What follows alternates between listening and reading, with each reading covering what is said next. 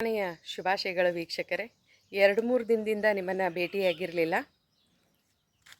ಅದಕ್ಕೆ ನನಗೂ ಕೂಡ ಮನಸ್ಸು ಹಾತೊರಿತಾ ಇತ್ತು, ಯಾವುದಾದ್ರೂ ಒಂದು ಕವನವನ್ನು ವಾಚನ ಮಾಡಿ ಹೇಳಬೇಕು ಅಂತ.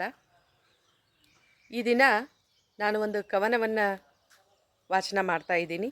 ಆ ಕವನದ ಶೀರ್ಷಿಕೆ ಕಾಯುವಿಕೆ.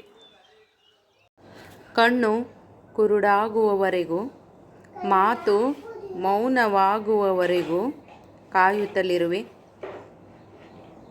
ಅಳಿಸದ ನೆನಪು ಹೊತ್ತು ಮುರಿದ ಕನಸು ಕಟ್ಟುತ್ತಾ, ಅಳಿದ ಭಾವ ಅರಳಿಸುತ್ತಾ, ನೆನಪಿನ ಸಂಭ್ರಮದಲ್ಲಿ ಸೋತ ಮನಸ್ಸಿಗೆ ಸಾಂತ್ವನ ಹೇಳುತ್ತಾ, ಉಸಿರಿಗೆ ಪ್ರೀತಿಯ ಎರಕ ಹೊಯ್ಯುತ್ತಾ ಕಾಯುತ್ತಲಿರುವೆ, ಕಾಯುತ್ತಲಿರುವೆ, ಕಾಯುತ್ತಲಿರುವೆ, ಸಹೃದಯಿಗಳೇ, ಕವನವನ್ನು ಆಲಿಸಿದಿರಲ್ಲ.